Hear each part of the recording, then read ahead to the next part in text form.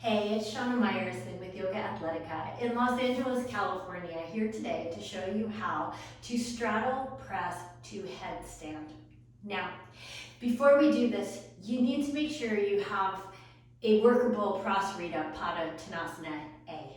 What is Prasarita Padottanasana A? Well, it's your wide-legged forward fold. So, if your feet take up, let's say, about 2/3 of your mat, hands face forward, and you walk your hands backwards like you're making chaturanga arms, taking the crown of your head to the floor.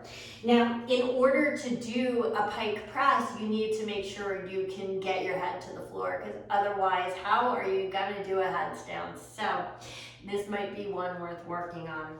That being said, you can also do this. We'll be working today with the Prasarita Padottanasana A, which is to say a tripod headstand stance. But you can absolutely do this with Sirsasana A, which is your classical headstand when you clasp your hands and take your elbows down. The reason I prefer to teach it in tripod, Sirsasana B, is because I think it's a lot more stable and a lot easier to work with. So, once you got that Prasarita going, let's get started. So, once we're in our forward fold, here's the thing about this pose. You want to make sure that your feet are basically as close together as possible with your head on the floor. So for me, I could sort of like sleep at this distance. My head is very easily on the floor. So I walk my feet in and know that just little amounts in will make a big difference, okay? So you want to get to the point where your feet are sort of as close as possible and your head is just barely grazing the earth. Why? Why don't we want our legs really, really wide? And by the way, you could do it with your legs really, really wide. Let me turn sideways and maybe this will make more sense. So if I come into my Prasarita and my legs are really, really wide, I mean, I think I'm off screen wide, look what happens to my hips. They're really low, right? And if I want to go high, having low hips is not really going to serve me. So what happens is I walk my feet in. You can see very clearly that now my hips are much higher. So as with all of my presses, the key is you want those high hips. The higher the hips, the easier it is to get your body up. Why? Because when we're talking about inversions, remember, even though the focus seems to be so much on the legs, like must get legs from floor to sky, it actually is not about your legs at all, but about your hip positioning. From there, the legs just follow. Okay, so we've got our Prasarita Padottanasana. The thing we need to make sure of once we get this pose is that our spine remains in extension. So, from my forward fold, if I'm, let's say, too far forward, okay, so I'm going to put my head way out in front here, and I lean in, you can see that sometimes my spine will round. Now, if my spine rounds, what do you think is going to happen to my momentum? Well, my back is going like this. I am also going to go like that. So, as we walk in, we need to make sure that the spine stays long, okay?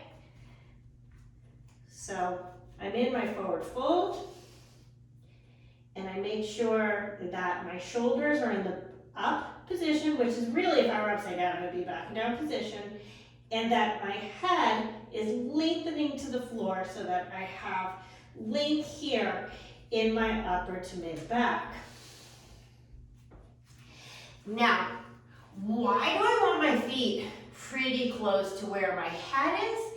Because the less distance I have to travel. Doesn't it make sense? It's going to be a lot harder for me to press up through a straddle from, say, like a down dog with my head on the floor. In fact, I can't because my hips are so far back, there's so much weight into my legs, than if I walk way forward.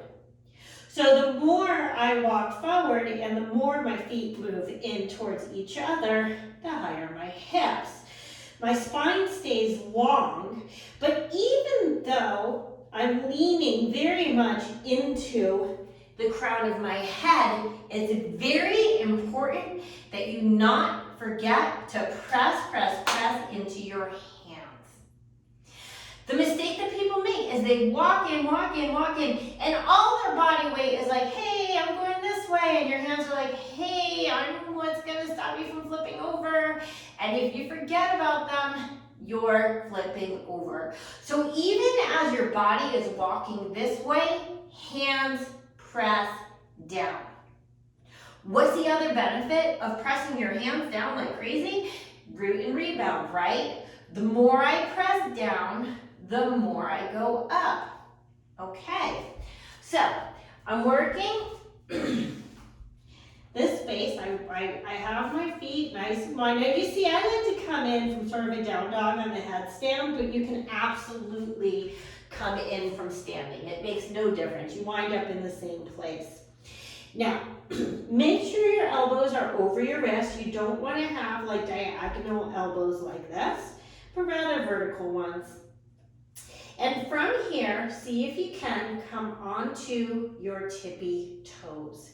Now, when I say tippy toes, a lot of times people say toes and they mean ball of the foot. I mean your actual tippy toes. Why? Well, once I'm on my tippy toes, A, I'm almost off the floor, and B, and more importantly, my feet no longer have the strength to kick up or jump up. So that when you're on your tippy toes, you're not going to be tempted to avoid the press by doing things like kicking and jumping, which are the opposite of pressing. And I've said this in other press videos, I'll say it again because you know me, I'm a broken record. You're never going to learn how to press by jumping. You're never going to learn how to press by kicking. You only learn to press by pressing. Okay, so the head is down, the hands are working like crazy. The shoulders are moving up, which is the same as back and down, only I happen to be upside down. And my feet move forward in space and sort of narrow so that my hips are nice and high. So what do I do once I get to my tippy toes? Well, you would think that this would be a very leggy energy, but instead, don't think of lifting up at all. Press into your hands and take your feet and just move them out to the sides. Okay, so try that. Don't think up, think out. Now when you do this, you're gonna feel your abductors working like crazy, meaning moving your legs out from midline. You may feel your adductors too, because honestly, this whole sort of hip girdle is gonna be working. Okay, so it seems like our goal is to go up, but the truth is that the key to going up is to go out.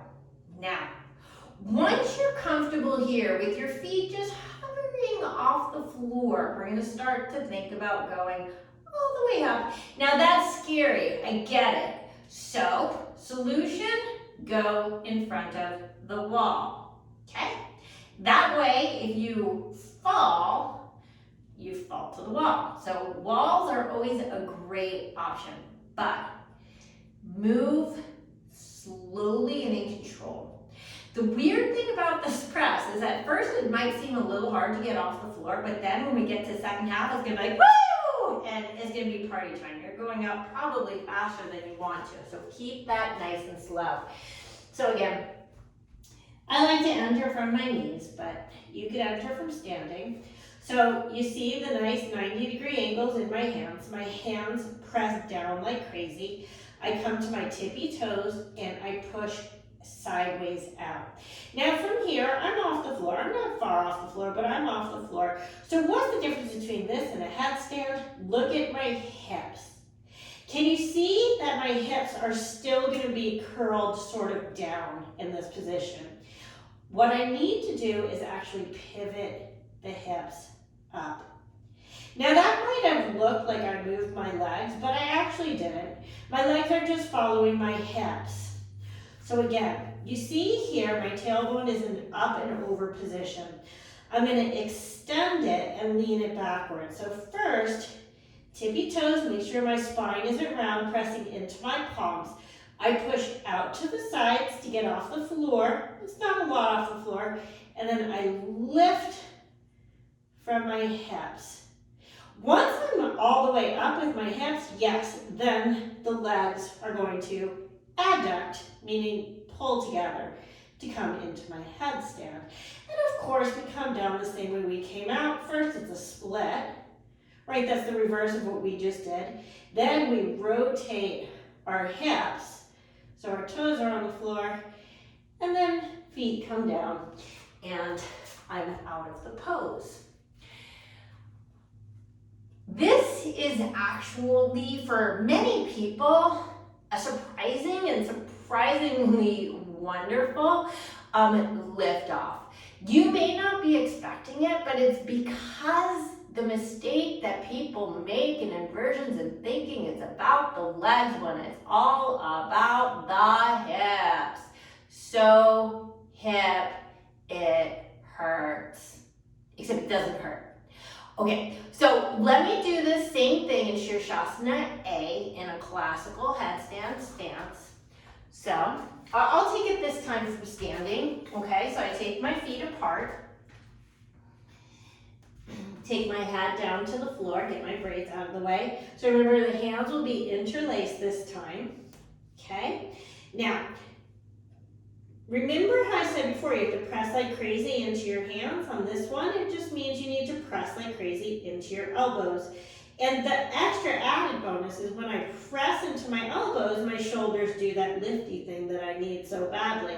So keeping extension in my spine, I come to my tippy toes, push sideways, then hips pivot, the legs just follow.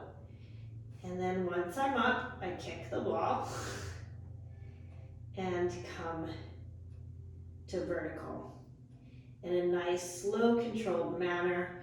And coming out, I just reverse. First is my split. Whoops. Hello, wall again. I pivot my hips. And boom.